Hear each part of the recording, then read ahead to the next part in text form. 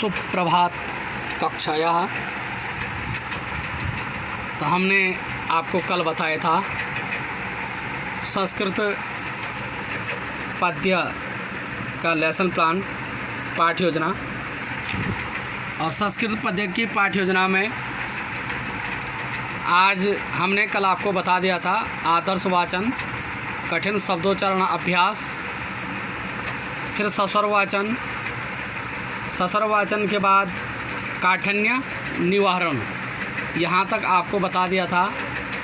और आज हम बात करेंगे फिर काठिन्य निवारण के बाद आदर्श वाचन के साथ भाव व्याख्या। आप मेरे YouTube चैनल को आप सब्सक्राइब करना ना भूलें, शेयर करना ना भूलें, लाइक करना ना भूलें। आप सब्सक्राइब ज़रूर करेंगे ताकि मेरे प्रत्येक वीडियो को आप देख सकें।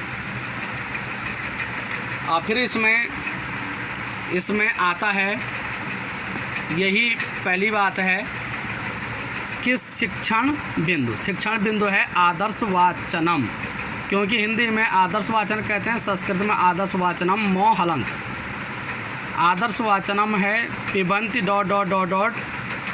खल सज्ज नानाम पूर्ण विराम मो हलंत।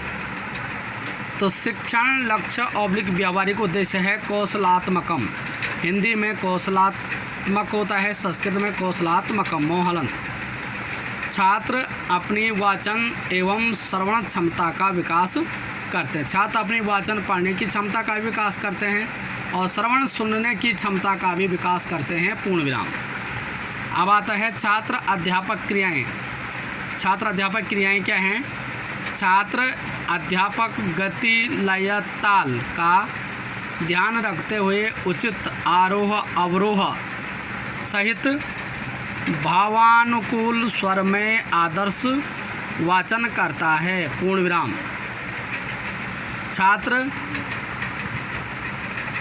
तो इसमें यही है कि छात्र अध्यापक गति अल्पविराम लय अल्पविराम ताल का ध्यान रखते हुए उचित आरोह अवरोह सहित भावानुकूल स्वर में आदर्श वाचन करता है। तो कैसे? हमने कहा था यहाँ आदर्श वाचन के साथ भाव व्याख्या करनी है। जब आप संस्कृत का श्लोक पढ़ेंगे तभी आप भाव व्याख्या भी करेंगे। भाव व्याख्या करते समय पहले प्रत्येक वर्ण प्रत्येक शब्द का अर्थ बताना है, फिर पूरे एक पंक्ति का अर्थ बताना है, फिर दूसरी पंक्ति का अर्थ बताना है, ऐसे में ताकि बच्चे उसमें रुचि ले सके। लय गति लय ताल का ध्यान रखते हुए। और फिर छात्र क्रियाएं हैं, छात्र ध्यानपूर्वक सुनते हैं। छात्र क्रियाएं, छात्र ध्यानपूर्वक सुनते हैं। विधि ऑब्लिक प्रविधि सहायक सामग्री, स्पष्ट वाचन विधि पूर्ण विराम। विधि ऑब्लिक प्रविधि ऑब्लिक सहायक सामग्री, तो ये है स्पष्ट वाचन विधि। क्यों? क्योंकि ये पढ़ने का कार्य किया जा रहा है। श्याम पर सारांश कुछ नहीं है, मूल्यांकन कुछ नहीं है। अब आता है भाव व्याख्या। आदर्श वाचन के साथ ही भाव व्याख्या करनी है। यहाँ मैंने आपको हिंदी वाले लेसन प्लान में बता दिया था कि ये आदर्श वाचन में आपका लेसन प्लान में लिखा रहेगा, लेकिन आपने व्याख्या करते समय आदर्श वाचन के साथ भाव व्याख्या करनी है। तो भाव व्याख्या में ज्ञानात्मकम मो हलंत, सर्जनात्मकम मो हलंत। ज्ञानात्मकम का प्रश्न और सर्जनात्मक का प्रश्न। ज्ञानात्मक जो ज्ञान शक्ति का विकास करता है और सर्जनात्मक जो सीखने की शक्ति का विकास करता है। तो यहाँ भाव व्याख्या शिक्षण बिंदु, शिक्षण लक्ष्य व्यावहारिक उद्देश्य ज्ञानात्मक और सर्जनात्मक। और छात्र अध्यापक क्रियाएं हैं। छात्र अध्यापक छात्रों को पठित काव्यांश का भाव व्याख्या स्पष्ट करता है। छात्र अध्यापक छात्रों को पठित काव्यांश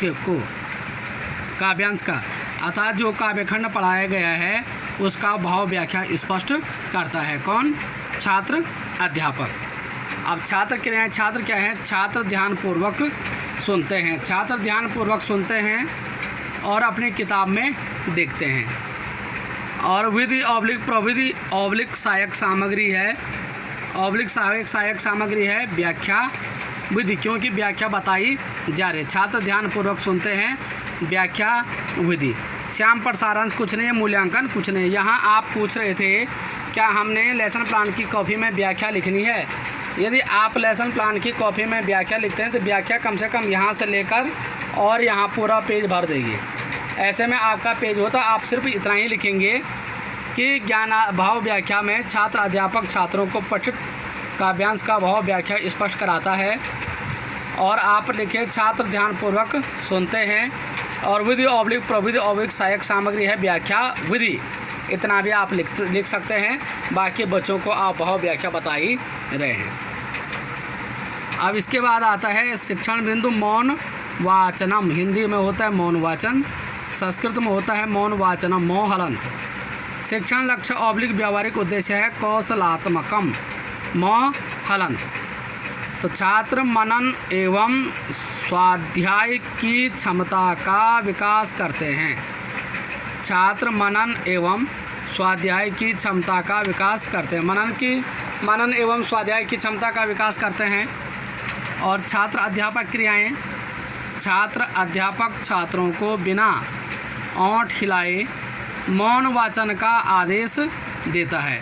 क्योंकि जो छात्र अध्यापिका जो भी पढ़ा रहे होंगे छात्रों को, उस क्लास में बैठे हुए छात्रों को बिना ओंठ हिलाए, ओंठ नहीं हिलाना है और मुँह बाहर नहीं बोलना है, मुँह के अंदर आवाज़ भी नहीं आनी चाहिए, मौन वाचन का आदेश देता है। पूर्ण विराम। और छात्र क्रियाएं क्या है? छात्र मौन वाचन करते हैं। क्योंकि सर गुरुजी बोलते हैं कि आप बिना ओंठ हिलाए पढ़ेंगे, इधर उधर ताक झांक नहीं करेंगे, आप मुँह से बाहर आवाज़ नहीं आनी चाहिए। तो ये छात्र क्रियाएं हैं। छात्र मौन वाचन करते हैं। पूर्ण विराम। विधि ऑब्लिक प्रविधि ऑब्लिक सहायक सामग्री है निरीक्षण विधि। जब बच्चे जब मौन वाचन कर रहे होंगे शिक्षक को या शिक्षिका को, उस समय निरीक्षण करना है। पूर्ण विराम। क्यों निरीक्षण क्यों करना है? निरीक्षण करते समय अगर क्लास भरी हुई हो किसी बच्चों में मत गिर जाना।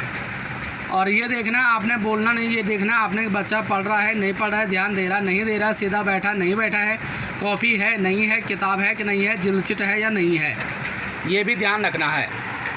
और यहाँ श्याम पाठ सारांश कुछ नहीं है, मूल्यांकन कुछ नहीं है। तो यहाँ तक तो हो गया है मौन वाचन तक। और मौन वाचन के बाद आता है भाव विश्लेषणात्मक प्रश्न विसर्ग।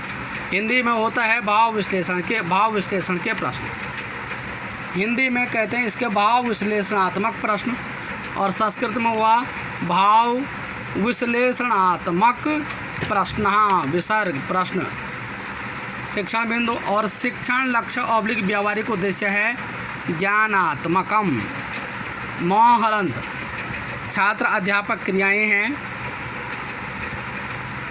और भाव विश्लेषण इसमें प्रश्न पूछने हैं, वही प्रस्तावना वाला प्रश्न। अगर आपको एक छात्र को आगे से पूछते हैं, फिर एक प्रश्न बीच से हो गया, पीछे हो एक इस साइड हो गया, एक इस साइड हो गया, एक बीच हो गया। ये लगातार एक ही छात्र से प्रश्न नहीं पूछने हैं। तो ज्ञानात्मकम है छात्र अध्यापक क्रिया प्रश्न। अस्य पाठे कस्य महिमा वर्णनम हलंत मौ हलंत अकरोत तो हलंत प्रश्नवाचक। अस्य पाठे कस्य महिमा वर्णनम अकरोत प्रश्नवाचक। और छात्र क्रियाएं हैं अस्य पाठे सत्संगति महिमा वर्णनम अकरोत पूर्ण विराम। अस्य पाठे सत्संगति महिमा वर्णनम अकरोत। तो ये है आपका छात्र क्रियाएं। उत्तर। और विधि ऑब्लिक प्रविधि ऑब्लिक सहायक सामग्री है प्रश्नोत्तर विधि पूर्ण विराम। श्यामपट सारांश कुछ नहीं है, मूल्यांकन कुछ नहीं है। अब आता है भाव विश्लेषणात्मक प्रश्न में बोधात्मकम का प्रश्न होगा जो बोध शक्ति का विकास करता है शिक्षण लक्ष्य और व्यावहारिक उद्देश्य में। और छात्र अध्यापक क्रिया है प्रश्न नंबर 2 वृत्तम कस्य रक्षयेत प्रश्नवाचक। अब छात्र क्रियाएं छात्र उत्तर देते हैं वृत्तम यत्नेन संरक्षेत पूर्ण विराम। विधि ऑब्लिक प्रविधि ऑब्लिक सहायक सामग्री है प्रश्नोत्तर विधि पूर्ण विराम। श्याम पर सारांश कुछ नहीं है, मूल्यांकन कुछ नहीं है। अब फिर आता है सर्जनात्मकम मोहलंत। शिक्षण लक्ष्य व्यावहारिक उद्देश्य है सर्जनात्मकम, और इसमें सर्जनात्मकम में छात्र अध्यापक क्रिया तीसरा प्रश्न बनाएंगे और उत्तर आप लिखेंगे, छात्र क्रिया में उत्तर लिखेंगे। और विधि ऑब्लिक प्रविधि ऑब्लिक सहायक सामग्री है प्रश्नोत्तर विधि पूर्ण विराम। श्याम पर सारांश कुछ नहीं, मूल्यांकन कुछ नहीं है। ये सर्जनात्मक का प्रश्न मैंने आपको बनाने के लिए छोड़ा है, आप खाली प्रश्न नहीं छोड़ेंगे, क्योंकि ये नहीं हम आपको दे रहे हैं, आप इस प्रश्न को पूरा करेंगे। तो ये था आपका शिक्षण बिंदु आज तक का यही, और कल हम आपको बताएंगे काव्यानुभूति के प्रश्न। और मेरे चैनल को आप सब्सक्राइब करना ना भूलें, शेयर करेंगे, लाइक करेंगे। पुनः भाग 5 के साथ कल उपस्थित होंगे। आज ये भाग आपको बताया जा रहा है। धन्यवाद।